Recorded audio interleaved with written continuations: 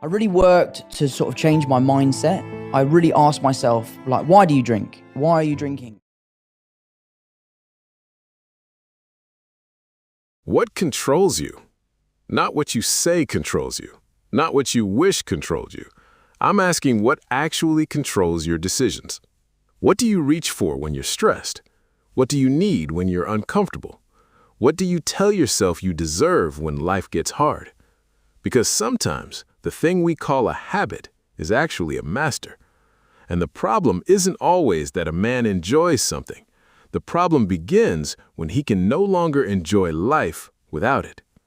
That's where addiction becomes more than a substance. It becomes a question of self-mastery. And here's the truth. A man cannot fully experience freedom while being controlled by something he refuses to confront.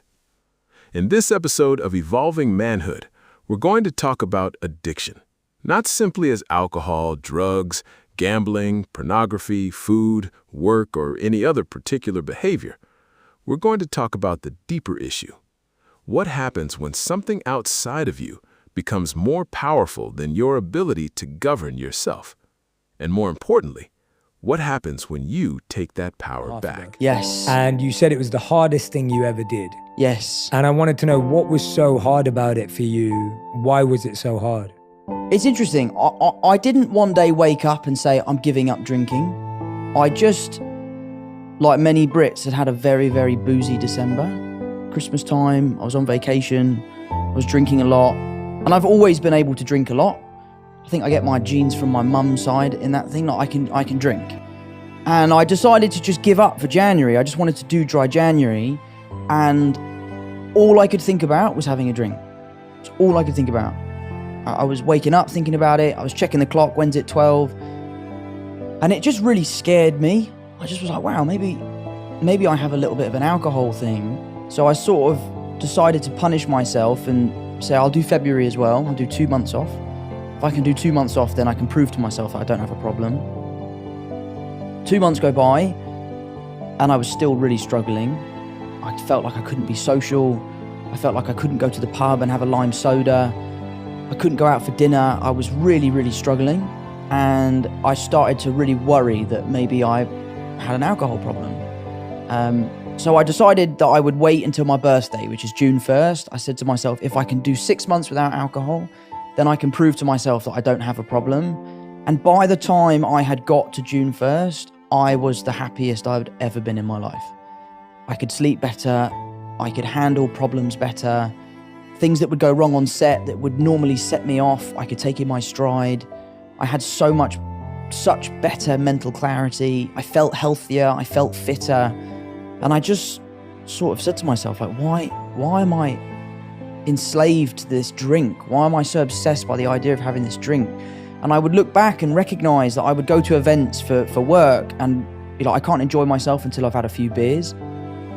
And I just felt so much pressure. And this is one of the things why I've sort of distanced myself from the rugby community, because so much of it is about how much can you drink? Let's get you as drunk as possible.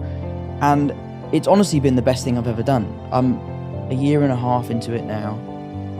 It doesn't even cross my mind. I've found amazing replacements that I think are fantastic. Ones that are also really healthy. I found this one beer that it's full of electrolytes and it's, the carbohydrates in it are long-lasting energy. So like having a beer is now actually like a really healthy thing. I'm really lucky that all my friends are super supportive about it. I've never run into that scenario where my friends are like, oh, go on, just have a beer, like you're fine. They've always sort of really supported me. And I don't want to be that person that's saying to people, you should get sober, you should get sober. If I could encourage someone to drink less, then that's great. But I don't want to start getting into the world of, you need to stop drinking, because it's not for me to say. I went on my own little journey. I'm really enjoying it. I'm delighted that my mum's has also given up. She's loving it. And it's been amazing. I can't believe the difference that I feel from not drinking. Yeah. I feel amazing. That's amazing, man. I love hearing that. And I love hearing that it's been great for you, right? I think that's the point. Not everything has to be like, look what I did, you can do it too. It's kind of like, no, this is just what's been great for me. Do you think it was partly that attitude, for you at least, in the beginning, where it's like, well, look, I can drink. I drink a lot. It comes from my mum genes and it doesn't affect me. And then all of a sudden you realize, well, wait a minute, it's more than that.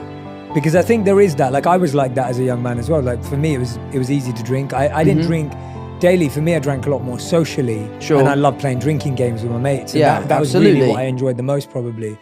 And for me, when I quit, I could just quickly see how it just got me into doing things I would never do if I wasn't drunk. So for me, it was more that. But yeah, I wonder for you, did you find that there's a really fine line between like, oh, I know I can drink a lot, and then all of a sudden you're kind of not addicted beyond that? No, addicted, mate. Yeah. Like, I'm happy to say, I was definitely addicted to alcohol. Not shying away from that at all. I think anyone that anyone that has a beer every day is probably got a little bit of a problem. But yeah, you're right. I would drink and drink and drink and drink, and then you would just reach that moment where you're like, wow, I shouldn't have had that last beer. And you wake up the next day and you have a terrible headache and you're suffering. I bought one of those rings that will tell you about your sleep. Yeah, Aura ring. Yeah, and it was amazing because I couldn't yeah. sleep. I was like, why can't I sleep? I'm working 14 hours a day. I'm doing 2 hours in the gym. I'm eating really healthily and I can't sleep. What's wrong with me? I bought this ring and it was booze. It was completely affecting my sleep. And since I've given it up, I can sleep anywhere, you know? It's also interesting as well, going on nights out and having a great time as the sober person, and then getting to that point in the night where people start, you know, spitting in your ear and everyone's like, I love you, man. I love you so much. And you're like, yeah, brilliant. I love you too. I'll see you tomorrow. I'm going to bed. Like, I love being that person now. Yeah. I love seeing my friends on the golf course at 8 a.m. in the morning, feeling fresh and ready to go. Yeah. And they're sort of crawling out their car. And so I'm over the moon to be sober. I love it. Self-mastery isn't about becoming a man who never struggles. It's about becoming a man who can recognize his struggle, confront it, and make a different decision. That's an important distinction, because there are men who appear incredibly disciplined on the outside while being completely controlled on the inside. They can build businesses, they can work 12-hour days, they can train in the gym, they can provide for their families, they can accomplish extraordinary things, and yet they can't say no to the thing they know is hurting them. That's not mastery, that's achievement without governance. And this is why Tom Holland's story is so powerful. He didn't simply say, I stopped drinking. He described discovering just how much drinking had been controlling his thoughts, his social life, his sleep, his emotional responses, and ultimately his freedom. He said that during his first attempt at giving up alcohol, it was all he could think about. He was watching the clock. He was thinking about when he could drink again. That realization frightened him, and eventually he had to ask himself a question that every man should be willing to ask. Why am I doing this? That question changed everything. The story. Tom's story begins in a relatively ordinary way. He wasn't necessarily planning some dramatic transformation. He decided to stop drinking for a period of time. But when he removed alcohol from his life, he discovered just how much space it had occupied in his mind. That is one of the uncomfortable things about self-mastery. Sometimes you don't know who or what is in control until you try to say no. The moment you remove the thing, you may discover how much you depended on it. And that realization can be uncomfortable. It can even be frightening. But it can also become the beginning of freedom. Discovering the benefits. As Tom continued without alcohol, something began to change. He started sleeping better. He could handle problems better. Things that would normally set him off didn't affect him in the same way. He experienced greater mental clarity. He felt healthier. He felt fitter. And eventually, he began asking himself, why am I enslaved to this drink? That's the question underneath addiction. Not merely how much am I consuming, but why can't I function without it? Because sometimes the real problem isn't simply the substance, it's the relationship we have with the substance. The first lesson. Here's today's first lesson. You cannot master what you refuse to acknowledge. Before a man can change a behavior, he has to become honest about the behavior. Before he can regain control, he has to admit that he's lost some of it. And that's not weakness, that's awareness. Sometimes the strongest man can say is, this has more control over me than I want it to have. Because once you can tell the truth about the problem, you can begin doing something about it. The psychology. When the habit becomes the master. Addiction can create a cycle, trigger, craving, behavior, temporary relief, consequence, repeat.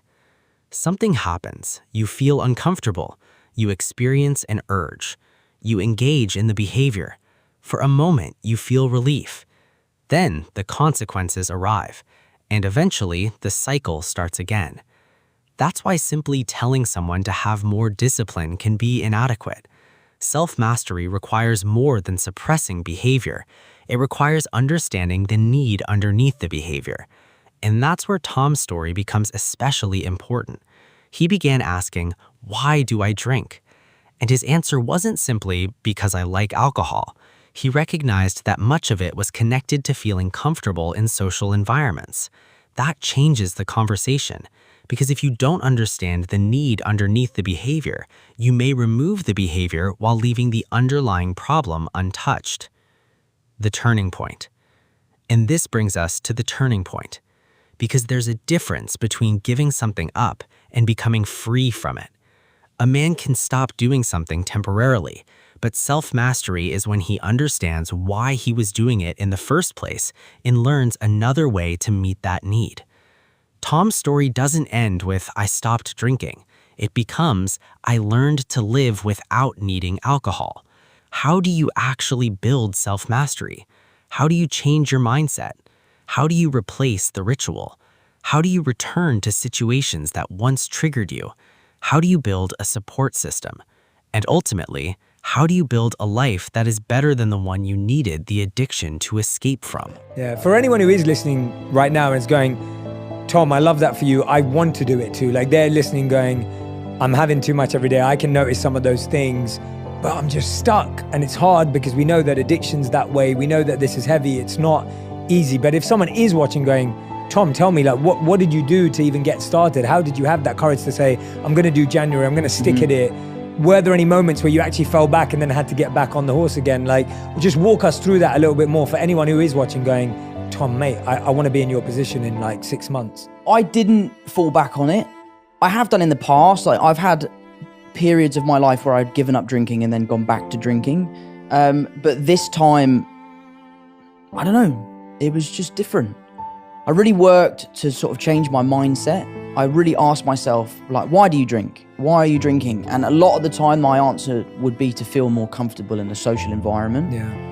And I just put myself in those environments and just would force myself to be there. I'd force myself to hang out and go to a club or go to a bar, go to a dinner. Yeah, and so you weren't avoiding those places. I was at the beginning because I didn't feel like I could go and not have a drink because of the stress of it. But then after a while, I sort of was like, mate, you've got to pull your socks up here and you can't just live in your house all the time. You've got to go out and enjoy yourself. And if you're only enjoying yourself because you're drinking, then you really do have a problem. But I just changed my mindset. I found really good replacements, things that I could sort of attribute to having a beer. I often found with me, most of it is just the ritual of cracking something open and sharing it with friends and drinking it. Whether it's sparkling water or a beer, I don't associate, like, I don't see a difference. Yeah. But I think it's different for everyone. Yeah. I had a great support system. Jack is one of my best mates and we travel all over the world. He doesn't drink, and doing it with him was a really helpful experience for me. My brother is always on the road with me. He was very supportive. And yeah, I just really set my mind to it. I was like, I really want to do this. I want to prove to myself I can do it. Yeah. And then once I'd felt the health benefits and started really feeling like my full self, I was like, oh my God, this is the best. But do you not drink? I haven't drank for 17 years. No way. Yeah, congratulations. That's amazing. Yeah, I feel amazing. Yeah. We talked about recognizing what controls you. Now we're going to talk about something more important. What do you do about it? Because awareness without action becomes frustration. Knowing you have a problem isn't enough. You have to develop the ability to live differently. And that's where self-mastery begins. The social identity. This is where the story gets deeper, because sometimes the addiction isn't just to the substance. Sometimes we're addicted to the identity attached to the substance. I need a drink to loosen up. I need it to socialize. I need it to relax. I need it after a hard day. I need it to have fun. Eventually, the substance isn't just something you consume. It becomes part of the story you tell yourself about who you are. And self-mastery requires a man to rewrite that story. The second lesson: don't just remove the behavior, replace it. Tom eventually discovered that part of what he enjoyed was the ritual itself, the act of cracking something open and sharing it with friends. He found healthier replacements that allowed him to preserve the social experience without alcohol. That's important, because lasting change isn't always about asking, "What am I giving up?" Sometimes the better question is, "What am I building in its place?" A man doesn't just need something to stop doing, he needs something better to become. Practical steps. 1. Identify what controls you. Ask yourself, what do I repeatedly do even though I know it isn't good for me? Don't judge the answer, just identify it. Awareness comes before mastery. 2. Find the trigger. Ask, when do I usually reach for it? Is it stress, loneliness, anger, boredom, social anxiety, rejection, fatigue, celebration, emotional pain? Don't just study the behavior, study the moment before the behavior. 3. Ask why. Every man needs to learn to ask himself uncomfortable questions. Why do I need this? What am I trying not to feel? What am I trying to escape? What am I trying to prove? What am I trying to soothe? Sometimes the behavior isn't the real problem.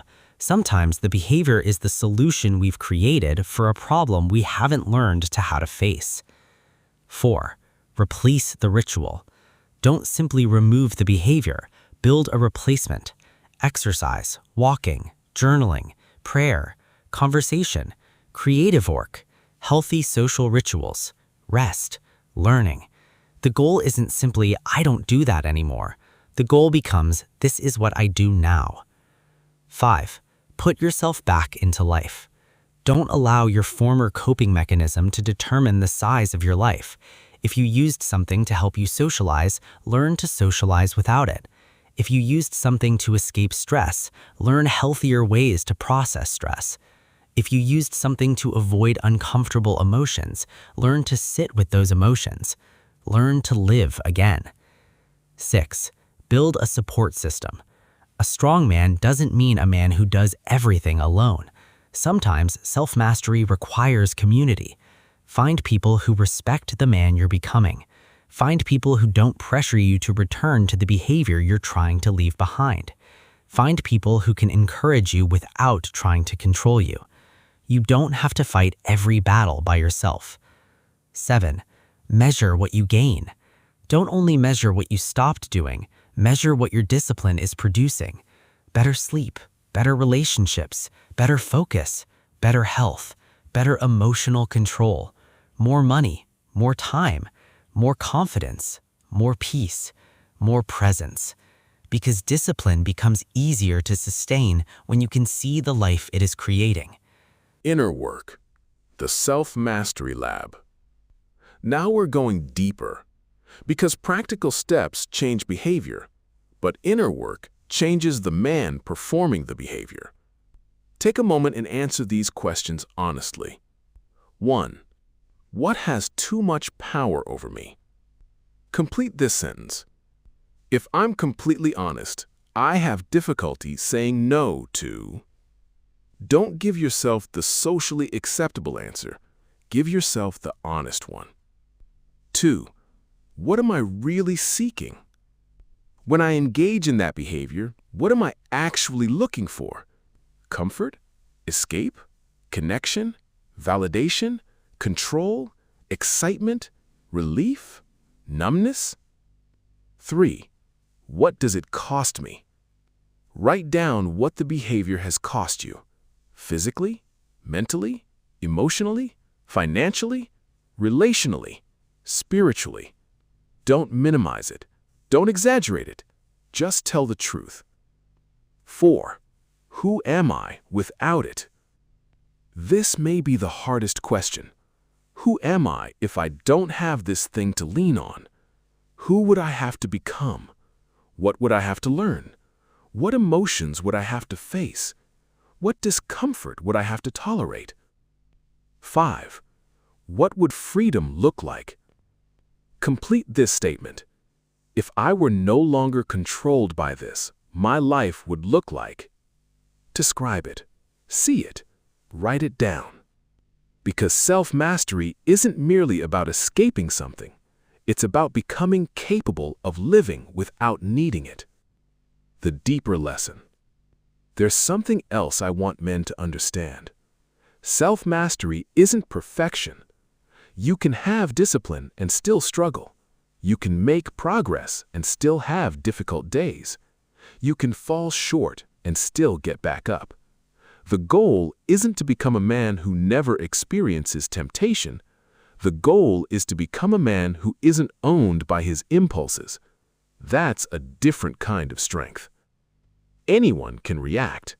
A disciplined man learns to respond. Anyone can satisfy an appetite. A disciplined man learns to govern one. Anyone can run from discomfort. A mature man learns to sit with it long enough to understand it. And eventually, you stop asking, "What do I feel like doing?"